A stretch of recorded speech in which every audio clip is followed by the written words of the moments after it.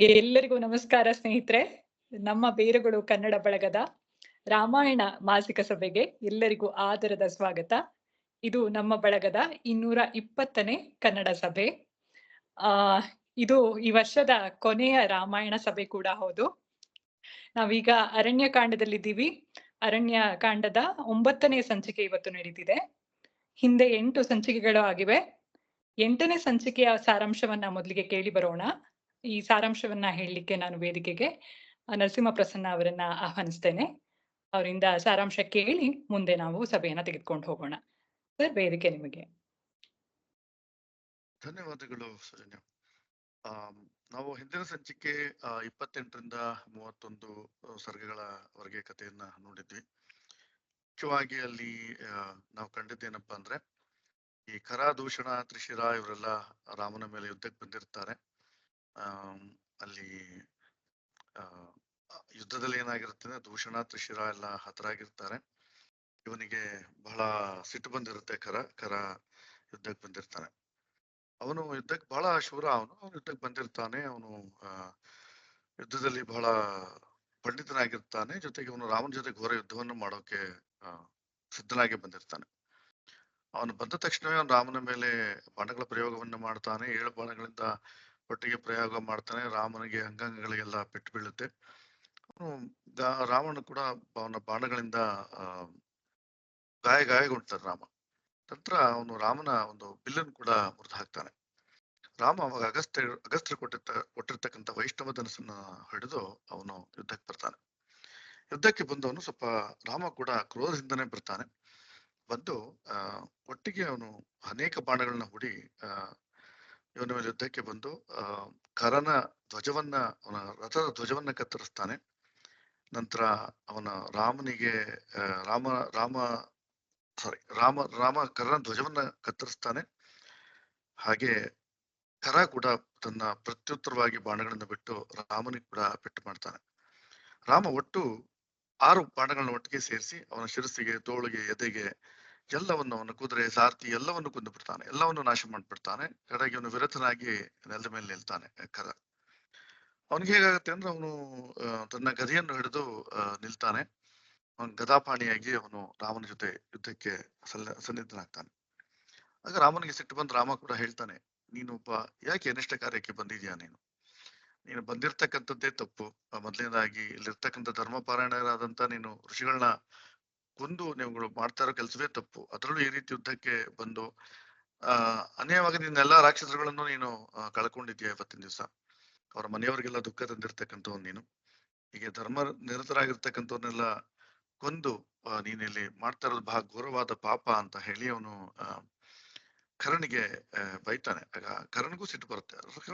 ಖರ ಹೇಳ್ತಾನೆ, ನೀನ್ ಯಾವ ಪುರುಷಶ್ರೇಷ್ಠ? ನೀನು ಹೊಗಳ್ಕೊತಾ ಇದೀಯ. ನೀನ್ ಏನ್ ಗೊತ್ತು ನನ್ನ ಒಂದು ಪ್ರತಾಪ? ನನ್ನ ಗದಾ ಪ್ರಹಾರದಿಂದಲೇ ನಿನ್ನ ಸಾವಾಗುತ್ತೆ, ನೋಡ್ತಾ ಇರು ಅಂತ ಹೇಳಿ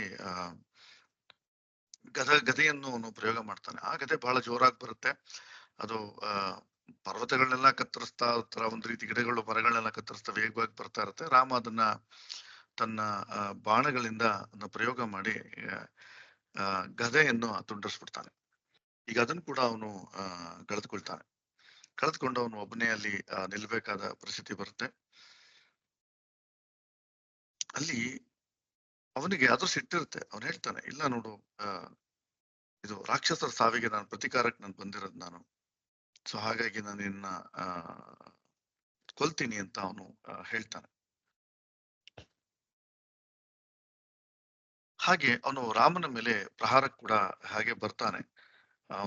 ರಾಮ ಕೂಡ ಅವನಿಗೆ 2 ಹೆಜ್ಜೆ ಹಿಂದೆ ಹೋಗಿ ಖರನ ಮೇಲೆ ಬಾಣ ಬಿಟ್ಟು ಖರನನ್ನ ಕೊಂದು ಬಿಡ್ತಾನೆ.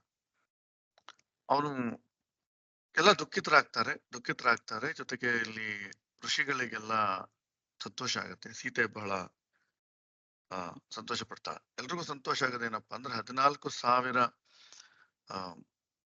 ಎಲ್ಲ ರಾಕ್ಷಸರನ್ನೆಲ್ಲ ಕೊಂದದ್ದು ಅಲ್ಲದೆ, ಜೊತೆಗೆ ಖರ, ದೂಷಣ, ತ್ರಿಶರ್ನಂತ ದೊಡ್ಡ ರಾಕ್ಷಸರನ್ನ ರಾಮ ಏಕಾಂಗಿಯಾಗಿ ಅಲ್ಲಿ ಕೊಂದಿರ್ತಾನೆ. ಈ ಮಧ್ಯದಲ್ಲಿ ಅಕಂಪನ ಅಂತ ಒಬ್ಬ ರಾಕ್ಷಸ, ಅವನು ಉಳ್ಕೊಂಡ್ಬಿಟ್ಟಿರ್ತಾನೆ 16,000 ಜಲ್ಲಿ. ಅವನು ತಕ್ಷಣವೇ ಲಂಕೆಗೆ ಹೋಗಿ ರಾವಣನಿಗೆ ಸುದ್ದಿ ಮುಟ್ಟಿಸ್ತಾನೆ. ಹೇಳ್ತಾನೆ, ಹಿಂಗ ಆಯ್ತು. ಈ ರೀತಿ ಯುದ್ಧದಲ್ಲಿ ಜನಸ್ಥಾನ ಸಂಪೂರ್ಣವಾಗಿ ನಾಶವಾಗಿದೆ. ಅಲ್ಲಿರ್ತಕ್ಕಂತ ಮುಖ್ಯ ರಾಕ್ಷಸರೆಲ್ಲ ಸತ್ತೋಗಿದ್ದಾರೆ. ಹೀಗಾಯ್ತು ಅಂತ ಹೇಳಿ ವಿಚಾರವನ್ನು ತಿಳಿಸ್ತಾನೆ. ರಾವಣನಿಗೆ ಬಹಳ ಕೋಪ ಬರುತ್ತೆ. ಇದು ಹೇಗೆ ಸಾಧ್ಯ? ನಾವಲ್ಲಿ ನೆಲೆಸಿರ್ತಕ್ಕಂತ ಜನಸ್ಥಾನವನ್ನು ಕೊಲ್ತಕ್ಕಂಥವ್ನು ಯಾರು? ಅವನು ಯಾರ ಜೊತೆ ಬಂದಿದ್ದ ಯುದ್ಧಕ್ಕೆ? ದೇವತೆಗಳು ಅವನಿಗೆ ಏನಾದ್ರು ಅವನ ಜೊತೆಗಿದ್ರ? ಇಂದ್ರನಂತವ್ರು ಯಾರಾದ್ರೂ ಬಂದು ಅವನ ಜೊತೆಗೆ ಅವನ್ನ ಯುದ್ಧದಲ್ಲಿ ಅವನ ಜೊತೆ ಇದ್ದು ಅವನ್ನ ಸಹಾಯ ಮಾಡಿದ್ರ ಹೇಗೆ ಅಂತ. ಆಗ ಅವನು ಹೇಳ್ತಾನೆ, ಇಲ್ಲ, ಅದು ದಶರಥನ ಮಗ ಶ್ರೀರಾಮ ಯುದ್ಧದಲ್ಲಿ ಬಂದದ್ದು. ಏಕಾಂಗಿಯಾಗಿದ್ದ. ಏಕಾಂಗಿಯಾಗಿದ್ದು ಅವನು 14,000 ಜನರನ್ನು ಅವನೊಬ್ಬನೇ ಹೊಡೆದು ಮುಗಿಸಿದ್ದಾನೆ. ಈಗ ಅದು ಸ್ಮಶಾನಮಯವಾಗಿದೆ. ಅದು ಅವನ ಜೊತೆಗೆ ಒಬ್ಬ ತಮ್ಮ ಕೂಡ ಇದ್ದಾನೆ, ಲಕ್ಷ್ಮಣ. ಅವನು ಕೂಡ ಅತ್ಯಂತ ಬಲಶಾಲಿ. ಹಾಗಾಗಿ ಅದರಲ್ಲಿ ರಾಮ ಒಬ್ಬನೇ ಎಲ್ಲರನ್ನ ಕೊಂದದ್ದು ಅಂತ. ಅವನಿಗೆ ಬಹಳ ಸಿಟ್ಟು ಬರುತ್ತೆ. ಇದು ಹೇಗೆ ಸಾಧ್ಯತೆ? ನಾನು ಇಡೀ ದೇವತೆಗಳನ್ನ ಕಾಲಡಿ ಇರ್ಬೇಕಾದ್ರೆ ಹೀಗೆ ಇವನನ್ನ ನಾನೇ ಹೋಗಿ ಕೊಂದು ಬರ್ತೀನಿ ಅಂತ ಇವನು ಯುದ್ಧಕ್ಕೆ ತಯಾರಾಗ್ಲಿಕ್ಕೆ ಹೊರಡ್ತಾನೆ. ಅವನು ಹೇಳ್ತಾನೆ, ಇಲ್ಲ, ನೀನು ತಡಿ, ರಾಮನನ್ನ ಯುದ್ಧ ಮಾಡಿ ಗೆಲ್ಲೋದು ಕಷ್ಟ ಅನ್ಸುತ್ತೆ ನನಗೆ. ಹಾಗಾಗಿ ಅವನು ಯುದ್ಧ ಮಾಡಿ ಗೆಲ್ಲೋ ಪ್ರಯತ್ನ ಮಾಡ್ಬೇಡ ತಕ್ಷಣಕ್ಕೆ. ಅದಕ್ಕಿಂತ ಮುಖ್ಯವಾಗಿ ಹೇಗೆ ಅಂದ್ರೆ, ಅವನಿಗೆ ಸುಂದರವಾದ ಮಡದಿ ಇದ್ದಾಳೆ, ಸೀತೆ ಅಂತ. ನೀನು ಅವಳನ್ನ ಅಪಹರಿಸು ಫಸ್ಟ್. ಆಕೆಯನ್ನು ನೀನು ಅಪಹರಿಸ್ತೆ ಅಂತಂದ್ರೆ ಏನಾಗುತ್ತೆ ಅಂತಂದ್ರೆ ಅವನು ವಿರಹಿ ಆಗ್ತಾನೆ. ಅವನು ಆಕೆಯ ದುಃಖದಲ್ಲೇ ಅವನು ಸಾವನ್ನಪ್ಪುತ್ತಾನ. ಅದಲ್ಲದೆ ನೀನ್ ಆಕೆಯನ್ನ ಕರ್ಕೊಂಡ್ಬಂದು ಇಲ್ಲಿ ಲಂಕೆಯಲ್ಲಿ ಇಟ್ಕೊಂಡೆ ಅಂತಂದ್ರೆ ನಿಂಗೆ ಸುಂದರವಾದ ಮಡದಿ ಕೂಡ ಸಿಗ್ತಾಳೆ. ಜೊತೆಗೆ ಅವನು ವಿರಹದಿಂದ ತಾನು ಸಾವನ್ನ ಕೂಡ ಆಗ್ತಾನೆ. ಸೊ ಹಾಗಾಗಿ ನೀನು ಆಕೆಯನ್ನ ಅಪಹರಿಸೋದು ಮುಖ್ಯ ಅಂತ. ಅಂದ್ರೆ ಈಗ ರಾಮಾಯಣಕ್ಕೆ ಮುಖ್ಯವಾಗಿ ಎಲ್ಲೆಲ್ಲೆಲ್ಲಿ ಸಲಹೆಗಳು ಬಂತು, ಎಲ್ಲಿ ಒಂದು ಮುಖ್ಯ ತಿರುವು ಇಲ್ಲೇ ಸಿಗೋದು. ಅಂದ್ರೆ ಸೀತಾಪಹರಣಕ್ಕೆ ಮುಖ್ಯ ತಿರುವು ಸಿಗೋದು ಇಲ್ಲೇನೆ. ಆಗ ಇವನೇನ್ ಮಾಡ್ತಾನೆ ಅಂತಂದ್ರೆ ಅಲ್ಲಿಂದ ಹೊರಟು ಮಾರೀಚನ ಆಶ್ರಮಕ್ಕೆ ಹೋಗ್ತಾನೆ. ಮಾರೀಚ ರಾಕ್ಷಸ. ಹಿಂದೆ ರಾಮನಿಂದ ಆ ತಾಟಕವಾದ ಸಂದರ್ಭದಲ್ಲಿ ವಿಶ್ವಾಮಿತ್ರ ಜೊತೆಯಲ್ಲಿ ಹೋಗಿದ್ದಾಗ ರಾಮ ಇನ್ನು ಬಾಲಕನಾಗಿದ್ದಾಗ್ಲೇ ಅಲ್ಲಿ ಸುಬಾಹು ಸತ್ತಿರ್ತಾನೆ. ಮಾರೀಚ 100 ಗಾವದ ದೂರ ಹೋಗಿ ಬಿದ್ದಿರ್ತಾನೆ. ಅಷ್ಟು ದೊಡ್ಡದಾಗಿ ಅವನು ರಾಮನಿಂದ ವಧೆ ತಿಂದಿರ್ತಾನ. ಅವನ ಬಳಿ ಹೋಗಿ ತನ್ನ ಇಚ್ಛೆಯನ್ನು ಅವನು ಹೇಳ್ತಾನೆ. ಮಾರೀಚ ಹೇಳ್ತಾನೆ, ನೀನು ರಾಕ್ಷಸ ಕುಲವನ್ನೇ ಸಂಪೂರ್ಣವಾಗಿ ನಾಶ ಮಾಡಕ್ ಹೊರಟಿದ್ಯಾ? ಈ ತರ ಇಚ್ಛೆ ಮಾತ್ರ ನಿನ್ ಮನಸ್ಸಲ್ಲೂ ಬರಬೇಡ. ನೀನು ರಾಮನನ್ನ ಕೊಲ್ತೀನಿ ಅನ್ನೋದೆಲ್ಲ ಬಿಟ್ಟು ಬಿಡು. ಈ ರೀತಿಯ ಆಲೋಚನೆ ಕೂಡ ನೀನು ಮಾಡಬೇಡ. ನಿನ್ನ ರಾಕ್ಷಸ ಕುಲ ನಾಶ ಆಗತ್ತೆ. ದಯವಿಟ್ಟು ಈ ಸಾಹಸದಿಂದ ಹಿಂದೆ ಹೋಗು ಅಂತ ಹೇಳಿ ರಾವಣನಿಗೆ ಬುದ್ಧಿವಾದ ಹೇಳಿ ರಾವಣನನ್ನ ವಾಪಸ್ ಕಳಿಸ್ತಾನೆ. ರಾವಣ ತನ್ನ ಅರಮನೆಗೆ ವಾಪಸ್ ಬರ್ತಾನೆ. ಇಲ್ಲಿಗೆ ನಮಗೆ ಹೋದ ತಿಂಗಳು 31ನೇ ಸರ್ಗದವರೆಗೂ ನಾವು ಕಥೆಯನ್ನು ಕೇಳಿದ್ವಿ. ಇವತ್ತಿಗೆ ನಾವು 32ನೇ ಸರ್ಗದಿಂದ ಮುಂದಕ್ಕೆ ಕಥೆಯನ್ನು ಕೇಳಬೇಕು. ಕತೆ ಕೇಳೋಕ್ಕೂ ಮುಂಚೆ ಇವತ್ತಿನ ವಾಚಕರ ಪರಿಚಯವನ್ನು ಮಾಡಿಕೊಂಡು ನಂತರ ಮುಂದಕ್ಕೆ ಹೋಗೋಣ. ವಾಚಕರ ಪರಿಚಯವನ್ನು ಸೌಜನ್ಯ ಮಾಡಿಕೊಡ್ತಾರೆ. ಅಲ್ಲಿಂದ ಮುಂದಕ್ಕೆ ಹೋಗೋಣ. ಸೌಜನ್ಯ, ಬೇರೆ ನಿಮಗೆ. ಧನ್ಯವಾದ ಸರ್. ಇವತ್ತಿನ ಅತಿಥಿಗಳ ಪರಿಚಯವನ್ನ ಮಾಡ್ಕೊಡೋದಕ್ಕೆ ನನ್ಗೆ ಅವಕಾಶ ಸಿಕ್ಕಿದೆ. ಮೊದ್ಲಿಗೆ ನಾನು ಇದಕ್ಕೆ ಬಹಳ ಸಂತೋಷ ವ್ಯಕ್ತಪಡಿಸ್ತೀನಿ. ಯಾಕೆಂದ್ರೆ ಪ್ರತಿಭಾನ್ವಿತರು. ಇವರ ಪರಿಚಯ ನಮ್ಮ ಬಳಗಕ್ಕೆ ಬಹಳ ಹಳೆಯದ್ದು. ನನಗೆ ನೇರ ಪರಿಚಯ ಆಗಿರ್ಲಿಲ್ಲ ಅಂದ್ರೂನು ಇವ್ರನ್ನ ನಾನು ಹಲವು ಇದ್ರಲ್ಲಿ ಇವ್ರ ಬಗ್ಗೆ ಕೇಳಿದ್ದೆ. ಇವರ ಮಾತುಗಳನ್ನ, ಇವರ ವಾಚನ ಶೈಲಿಯನ್ನು ಕೂಡ ನನಗೆ ಅದರ ಝಲಕ್ ಕೂಡ ನನ್ಗೆ ಗೊತ್ತಿದೆ. ಹಾಗಾಗಿ ಬಹಳ ಖುಷಿಯಿಂದ ನಾನ್ ಮಾಡ್ತೀನಿ ಅಂತ ಒಪ್ಕೊಂಡೆ ಇವತ್ತು. ನನ್ನ ಅಲ್ಲಿ ಇಲ್ಲಿ ಏನಾದ್ರೂ ತಪ್ಪುಗಳನ್ನ ಮಾಡಿದ್ರೆ ನಿಮ್ಮ ಪರಿಚಯ ಹೇಳುವಾಗ ದಯವಿಟ್ಟು ಕ್ಷಮಿಸಿ ಚಿನ್ಮಯಿ ಅವರೇ. ಇಂದಿನ ವಾಚಕರು, ಇಂದಿನ ಅತಿಥಿಗಳು ಶ್ರೀಮತಿ ಚಿನ್ಮಯಿ. ಇವರನ್ನ ನಾವು 7-8 ವರ್ಷಗಳ ಹಿಂದೆ ನಮ್ಮ ಬಳಗದಲ್ಲಿ ದೊಡ್ಡ ಸ್ಪರ್ಧೆಯೊಂದರಲ್ಲಿ ಭೇಟಿಯಾಗಿದ್ವಿ. ಕಥಾ ಸಂಜೆ ಅಂತ ಹೇಳಿ ಟೆಕ್ ಮಹೀಂದ್ರ ಸಂಸ್ಥೆಯಲ್ಲಿ ನಡೆಸಿದ ಒಂದು ಕಥಾ ವಾಚನದ ಸ್ಪರ್ಧೆ. ಇವರು TCS ನಿಂದ ಭಾಗವಹಿಸಿದ್ರು. ಇವರಿಗೆ 2ನೇ ಬಹುಮಾನ ಬಂದಿತ್ತು. ಬಹಳ ಚೆನ್ನಾಗಿ ಬಂದಿತ್ತು ಅಂತ, ಅಂದ್ರೆ ಇವರ ವಾಚನ ಅಷ್ಟು ಚೆನ್ನಾಗಿ ಮೂಡಿ ಬಂದಿತ್ತು ಅಂತ ಎಲ್ರೂ ಹೇಳಿದ್ರು. ಅದನ್ನ ನಾನು ನೆನ್ಪಿಟ್ಕೊಂಡಿದ್ದೀನಿ. ಅವಾಗ ನಾನು ಇರ್ಲಿಲ್ಲ ಈ ಬಳಗದಲ್ಲಿ. ಇವರಿಗೆ ಕನ್ನಡದ ಮೇಲೆ ಬಹಳ ಆಸಕ್ತಿ ಇದೆ. ಕನ್ನಡದ ಕತೆ, ಕಾದಂಬರಿಗಳನ್ನ ಬಹಳಷ್ಟು ಓದ್ತಾರೆ. ಭೈರಪ್ಪನವರ ದೊಡ್ಡ ಅಭಿಮಾನಿ ಅಂತ ಹೇಳಿ ನನ್ಗೆ ಇವರ ಮಾತಿನಿಂದ ಗೊತ್ತಾಯ್ತು. ಬಹಳಷ್ಟು ಪುಸ್ತಕಗಳನ್ನ, ಕಾದಂಬರಿಗಳನ್ನ ಓದಿದ್ದಾರೆ ಭೈರಪ್ಪನವರದ್ದು. ಅದಲ್ಲದೆ ಇವರಿಗೆ ಚಾರಣದಲ್ಲಿ ಆಸಕ್ತಿ ಇದೆ. ಚಿತ್ರಕಲೆ, ಪೇಂಟಿಂಗ್ ಕೂಡ ಮಾಡ್ತಾರೆ. ಇವರಿಗೆ ವೃತ್ತಿ ಜೀವನದ ಅಗಾಧ ಒಂದು ಅನುಭವ ಇದೆ. 13 ವರ್ಷಗಳ ಅನುಭವ ಇವರದ್ದು. TCS, KPMG ಅಂತಹ ಉನ್ನತ ಕಂಪನಿಗಳಲ್ಲಿ ಇವರು ಕೆಲಸ ಮಾಡಿದ್ದಾರೆ. ಪ್ರಸ್ತುತ ಲ್ಯುಮೆನ್ ಸಂಸ್ಥೆಯಲ್ಲಿ ಟೆಕ್ನಾಲಜಿಯಲ್ಲಿ ಇವರು ಸಂಪನ್ಮೂಲ ವ್ಯಕ್ತಿಯಾಗಿ, ಮಾನವ ಸಂಪನ್ಮೂಲ ವ್ಯಕ್ತಿಯಾಗಿ ಸೇವೆ ಸಲ್ಲಿಸ್ತಾ ಇದ್ದಾರೆ. ಇಂತಹ ಪ್ರತಿಭಾನ್ವಿತರು ಯಾಕೆ ಅಂತ ಹೇಳ್ತೀನಿ ಅಂದ್ರೆ, ಒಂದು ವೃತ್ತಿ ಜೀವನದಲ್ಲೇ ಮುಳುಗಿ ಹೋಗಿರೋರು ಎಷ್ಟೋ ಜನ ಇದ್ದಾರೆ. ಅದರಲ್ಲೂ ಇವತ್ತು ನಾವು ಒಂದೇನೋ ಕೇಳ್ಕೊಂಡಾಗ ಅದಕ್ಕೆ ಒಪ್ಪಿ ಅದಕ್ಕೆ ಬೇಕಾಗುವಂತ ಕೃಷಿ ಮಾಡಿ ಅದನ್ನ ಪೂರ್ತಿ ಪ್ರಮಾಣದಲ್ಲಿ ನಾನು ನನ್ನ ಪ್ರಸ್ತುತಿ ಮಾಡಬೇಕು ಅಂತ ಹೇಳಿ ಬರುವವರು ನಿಜವಾಗ್ಲೂ ಪ್ರತಿಭಾವಂತರೇ. ಇವರ ಒಂದು ವಾಚನವನ್ನ ನಾವೆಲ್ಲರೂ ಕೇಳಬೇಕು. ಇವರನ್ನ ನಾನು ವೇದಿಕೆಗೆ ಆಹ್ವಾನಿಸ್ತೇನೆ. ನಿಮ್ಮ ಕಥಾ ವಾಚನವನ್ನ ಕೇಳಲಿಕ್ಕೆ ನಾವೆಲ್ಲರೂ ಕಾತರದಿಂದ ಕಾಯ್ತಾ ಇದ್ದೀವಿ. ಚಿನ್ಮಯ್ ಅವರೇ, ವೇದಿಕೆ ನಿಮಗೆ, ದಯವಿಟ್ಟು ಮುಂದುವರಿಸಬಹುದು. ಧನ್ಯವಾದಗಳು ಸೌಜನ್ಯ. ಹೇಗಾಗಿದೆ ಅಂದ್ರೆ ಇವಾಗ ತಲೆಗಿನ ಕಿರೀಟ ಭಾರ ಆಗೋಗಿದೆ. ಆ ಸಮಸ್ಯೆಯಲ್ಲಿ ನಾನ್ ಸಿಗಾಕೊಂಡಿದ್ದೀನಿ. ಅನ್ಕೋಬೇಡಿ. ಸೌಜನ್ಯ ಅವ್ರು ಹೇಳಿದ್ದು ಎಷ್ಟ್ರ ಮಟ್ಟಿಗೆ ಇವತ್ತಿಗೆ ವ್ಯಾಲಿಡ್ ಇದೆ ಸತ್ಯವಾಗಿ ನನಗ್ ಗೊತ್ತಿಲ್ಲ. ಬಟ್ ನಾನ್ ಈ ಗ್ರೂಪ್ಗೆ ಅಥವಾ ಈ ಬಳಗಕ್ಕೆ ಪರಿಚಯ ಆಗ್ಲಿಕ್ಕೆ ಕಾರಣ ನರಸಿಂಹ ಅವರು ಮತ್ತೆ ಸೌಜನ್ಯ ಅವರು ಮತ್ತೆ ನಮ್ಮ ನರಸಿಂಹ ಅವರೇ, ಅವ್ರ ಹೆಸರು ಮರ್ತನಲ್ಲ ನಾನು, ನಮ್ಮ ಟೆಕ್ ಮಹೇಂದ್ರ ಕನ್ನಡ ಮಾಸ್ಟರ್ಸ್ ಬಿಂದು ಅವರು. ಸೊ ಈ ತರ ಒಂದು 4-5 ಜನ ಇದಾರೆ.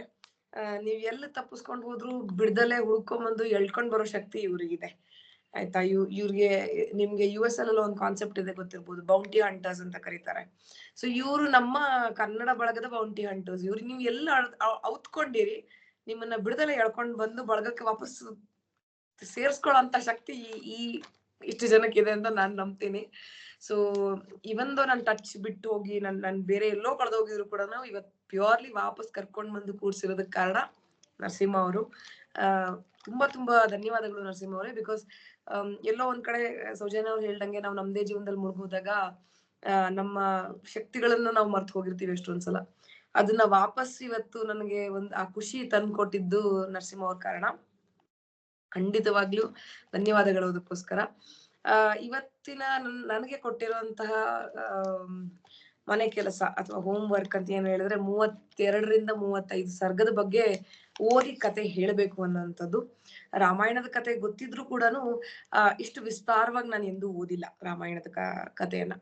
ಸೊ ನಾನು ಅವ್ರಿಗೆ ಹೇಳಿದಾಗ ನನಗ್ ಗೊತ್ತಿಲ್ಲ, ಹಿಂದೆ ಮುಂದೆ ಕತೆ ಗೊತ್ತಿಲ್ದಲ್ಲ ಹೇಗ್ ಮಾಡೋದು ಅಂತ. ಇಲ್ಲ, ನೀವು ಓದಿ ನೋಡಿ, ಸಾಧ್ಯ ಆಗತ್ತೆ ಅಂತ ಹೇಳಿದಾಗ ಶುರು ಮಾಡಿ ನಾನೊಂದು ಟಿಪ್ಪಣಿ ಮಾಡ್ಕೊಂಡಿದ್ದೀನಿ.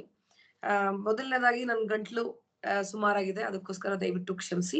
ಬಟ್ ಎಷ್ಟು ಸಾಧ್ಯನೋ ಅಷ್ಟು ಸಾಧ್ಯವಾಗಿ ನಿಮ್ಮನ್ನ ಆ ಸಿಚುವೇಶನ್ಗೆ ಅಥವಾ ಸಂದರ್ಭಕ್ಕೆ ಕರ್ಕೊಂಡು ಹೋಗ್ಲಿಕ್ಕೆ ನಾನು ಪ್ರಯತ್ನ ಪಡ್ತೇನೆ.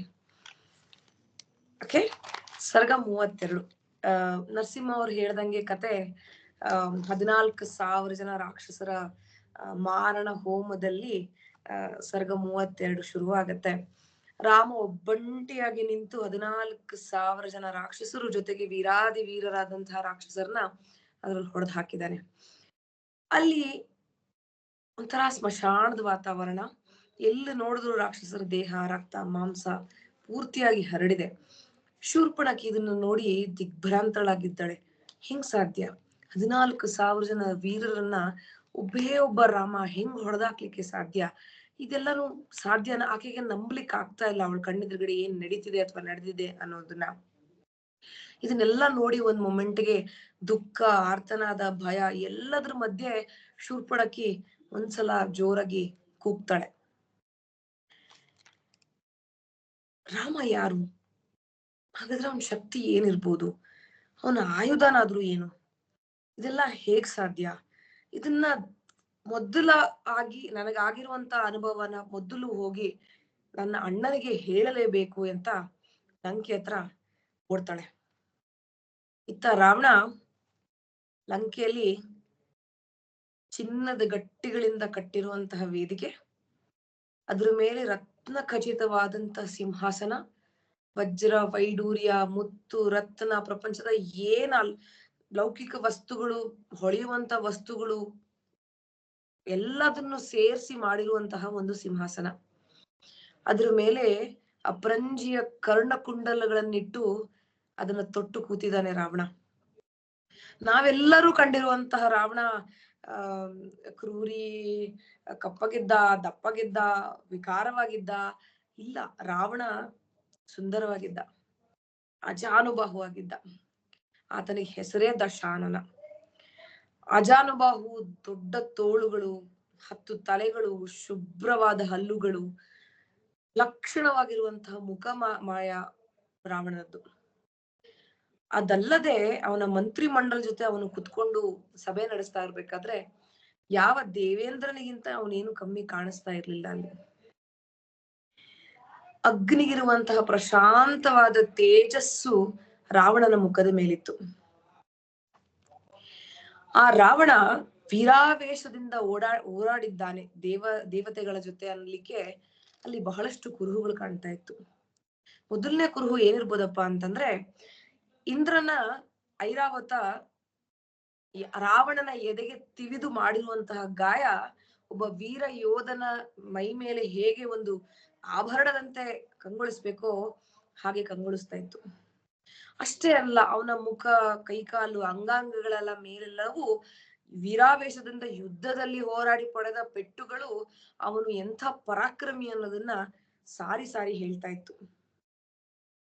ಇನ್ನ ಪರಾಕ್ರಮಗಳು ಒಂದೇ ಅಲ್ಲ, ಅವನು ಎಂಥ ಪರಾಕ್ರಮಿ ಅಂತ ಒಂದು ಸಣ್ಣ ಉದಾಹರಣೆ ಕೊಡ್ಬೇಕು ಅಂತಂದ್ರೆ, ದೊಡ್ಡ ದೊಡ್ಡ ಸಾಗರಗಳನ್ನ ಕ್ಷಣ ಮಾತ್ರದಲ್ಲಿ ಕದಡಿ ಹಾಕುವಂತಹ ಸಾಮರ್ಥ್ಯ ರಾವಣನಿಗಿತ್ತು. ಮಹಾಪರ್ವತಗಳನ್ನ ಕಿತ್ತೆಸೆದು ಸೈನ್ಯದಗಳ ಮೇಲೆ ತೆಗೆದು ಒಗೆಯುವಷ್ಟು ಶಕ್ತಿ ಆತನಿಗೆ. ದೇವತೆಗಳನ್ನಂತೂ ಕೊಂದಿದ್ದ. ಯಜ್ಞ ಯಾಗಾದಿಗಳ ಧರ್ಮಾಗ್ನಿಯನ್ನು ಕೂಡ ಆರಿಸಿದ್ದ. ಪರಸ್ತ್ರೀ ಅಂತನೂ ನೋಡದಲೆ ಕೈ ಮಾಡಿದ್ದ. ವಾಸುಕಿಯಂತಹ ವಾಸುಕಿಯನ್ನು ಸೋಲಿಸಿದ್ದ. ತಕ್ಷಕನ ಪತ್ನಿಯನ್ನು ಪರಸ್ತ್ರೀ ಎಂದೂ ಯೋಚನೆ ಮಾಡದಲೆ ಅಪಹರಿಸಿದ್ದ ಕೂಡ. ಪುಷ್ಪಕ ವಿಮಾನವನ್ನಂತೂ ಕುಬೇರನಿಂದ ಕದ್ದೊಯ್ದಿದ್ದ. ಒಟ್ಟಿನಲ್ಲಿ ಒಂದೇ ಕೈಯಲ್ಲಿ ಸೂರ್ಯ ಚಂದ್ರರನ್ನ ಹಿಡಿದು ಅವರಿಬ್ಬರನ್ನು ಪಾತಾಳಕ್ಕೆ ಎಸೆಯುವಂತಹ ಶಕ್ತಿ ರಾವಣಂತು. ಇವನಿಗೆ ಎಲ್ಲಿಂದ ಬಂತಪ್ಪ ಇಷ್ಟು ಶಕ್ತಿ ಅಂತ ನಾವು ಯೋಚನೆ ಮಾಡಿದ್ರೆ, 10,000 ವರ್ಷಗಳ ಗಟ್ಟಲೆ ತಪಸ್ಸನ್ನಾಚರಿಸಿ ತನ್ನ ಶಿರಸ್ಸನ್ನೇ ಬ್ರಹ್ಮನಿಗೆ ಅರ್ಪಿಸಿ ಬ್ರಹ್ಮನನ್ನು ಸಂತೃಪ್ತಿಗೊಳಿಸಿ ದೇವತೆಗಳಿಂದಾಗಲಿ, ಮನುಷ್ಯರಿಂದಾಗಲಿ, ಪಿಶಾಚಿಗಳಿಂದಾಗಲಿ ಯಾವುದರಿಂದಲೂ ಮೃತ್ಯು ನನಗೆ ಬರಬಾರದು ಅನ್ನುವಂತಹ ವರವನ್ನು ಪಡೆದಿದ್ದವನು ರಾವಣ. ಬ್ರಹ್ಮ ಹತ್ಯೆಯಲ್ಲೂ ಅವನು ಯೋಚನೆ ಮಾಡ್ತಾ ಇರ್ಲಿಲ್ಲ, ಇದು ಪಾಪ, ಇದು ಪುಣ್ಯ ಅಂತ ಯೋಚನೆ ಮಾಡುವಂತಹ ಅವನಲ್ಲ ರಾವಣ. ನಿರ್ದಯಿ, ಉಗ್ರ ಸ್ವಭಾವದವನು, ಜೀವ ಜನ ಜಗತ್ತು ಯಾರನ್ನೂ ಬಿಡದಂತೆ ಕಾಟ ಕೊಡುವಂತವನೇ ರಾವಣ. ಇಂಥ ವೀರ ರಾವಣನು ತನ್ನ ಮಂತ್ರಿ ಪರಿವಾರ ಜೊತೆ ವಿರಾಜಮಾನನಾಗಿ ಕೂತಿದ್ದಾನೆ.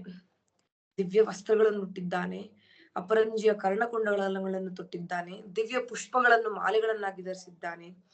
ಯಮನಿಗೆ ಯಮನಂತೆ ಗೋಚರವಾಗುವಂತೆ ರಾವಣನು ಕಾಣಿಸ್ತಾ ಇದ್ದಾನೆ. ಇಂಥ ಅಣ್ಣನನ್ನು ಶೂರ್ಪನಖಿ ಓಡಿ ಬಂದು ನೋಡ್ತಾಳೆ. ತನ್ನ ವಿರೂಪವಾದ ಮುಖವನ್ನು ಪರಾಕ್ರಮಿಯಾದ ರಾವಣನಿಗೆ ತೋರಿಸುತ್ತಾ ಒಮ್ಮೆ ದಿಗ್ಭ್ರಾಂತಳಾಗಿಯೂ, ಒಮ್ಮೆ ಭಯದಿಂದಲೂ, ಒಮ್ಮೆ ಚಿತ್ತವೈಕಲ್ಯದಿಂದನೂ ಕಂಗೆಟ್ಟ ಶೂರ್ಪಣಿಕೆಯು ಕರ್ಕಶವಾಗಿ ಕೂಗುತ್ತಾ ಮಾತನಾಡಲು ಶುರು ಮಾಡುತ್ತಾಳೆ. ತನ್ನ ಅಣ್ಣನಾದ ರಾವಣ ತನ್ನದೇ ಲೋಕದಲ್ಲಿ ಮುಳುಗಿರೋದ್ ನೋಡಿ ಆಕೆಗೆ ಎಲ್ಲೋ ಒಂದ್ ಕಡೆ ಕೋಪ ಬರುತ್ತೆ. ತಾನಷ್ಟು ಕಷ್ಟಪಟ್ಟಿದ್ದೇನೆ, ನೋವನ್ನು ಅನುಭವಿಸಿದ್ದೇನೆ, ಅವಮಾನವನ್ನು ಅನುಭವಿಸಿದ್ದೇನೆ, ಅಣ್ಣನಾದ ಇವನಿಗೆ ಯಾವುದನ್ನೂ ಗಮನವಿಲ್ಲವಲ್ಲ, ಅವನು ವೈಭೋಗದಲ್ಲಿ ಮೈ ಮರೆತಿದ್ದಾನಲ್ಲ, ಇವಂತಹ ಅಣ್ಣ ಅನ್ನುವ ತಿರಸ್ಕಾರ ಭಾವ. ನೀನೇ ನನ್ನ ರಕ್ಷಕ, ನನಗೆ ನಿನ್ನ ಬಿಟ್ಟರೆ ಬೇರೆ ಯಾರು ಗತಿ ಇಲ್ಲ ಅನ್ನುವ ದೈನ್ಯ ಭಾವ, ಅಣ್ಣನ ಮೇಲೆ ಇರುವ ಪ್ರೀತಿ, ಆದರ, ಸಲಿಗೆಗಳು, ಕೋಪ ಎಲ್ಲದರೊಂದಿಗೆ ಮಿಶ್ರ ಭಾವದೊಂದಿಗೆ ಅಣ್ಣ ಅಂತ ಕೂಗಿದಳು. ಆಗ ಶುರು ಮಾಡ್ತಾಳೆ ಮಾತನ್ನ, ಏ ರಾವಣ, ನೀನು ಕಾಮಭೋಗಗಳಲ್ಲಿ ಮುಳುಗಿ ಮೈ ಮರೆತಿದ್ದೀಯಾ? ಅಂಕೆ ಇಲ್ಲದೆ ನಿನ್ನ ಮನಸ್ಸು ಎಲ್ಲೆಂದರಲ್ಲಿ ಓಡಾಡುತ್ತಿದೆ. ನಿನಗೆ ತಂಗಿಗೆ ಬಂದಿರುವ ದುರ್ದಶೆಯನ್ನೊಮ್ಮೆ ನೋಡು, ನನ್ನ ಕಡೆ ನೋಡು ಅಂತ ಕೇಳ್ತಾಳೆ. ಆಗ ಶೂರ್ಪಣಖಿ ತನಗಾದ ಸ್ಥಿತಿಯನ್ನ ಮಾತ್ರ ಹೇಳೋದಿಲ್ಲ ರಾವಣನಿಗೆ. ಆಕೆ ಎಲ್ಲಿಂದ ಶುರು ಮಾಡ್ತಾಳೆ ಅಂತಂದ್ರೆ, ಅಣ್ಣನ ಅಥವಾ ರಾಜನ ಭಾವಕ್ಕೆ ಹೇಗೆ ಮಾತನಾಡಿದರೆ ಸರಿ ಅನ್ನುವ ಅಂದ್ರೆ ಒಂದು ವಿಷಯವನ್ನ ಇಟ್ಕೊಂಡು ಶುರು ಮಾಡ್ತಾಳೆ. ಒಬ್ಬ ರಾಜನಾದವನು ಹೆಂಗಿರ್ಬೇಕು? ಒಬ್ಬ ರಾಜ ಕರ್ತವ್ಯವನ್ನು ಮರೆತರೆ ಅವನ ಮಾಡುವ ಯಾವ ಕಾರ್ಯಗಳು ಸಫಲವಾಗುವುದಿಲ್ಲ. ಅವನು ಕೆಡುತ್ತಾನೆ, ಅವನ ಕಾರ್ಯಗಳು ಕೆಡುತ್ತವೆ ಮತ್ತು ರಾಜ್ಯವು ನಾಶವಾಗುತ್ತದೆ.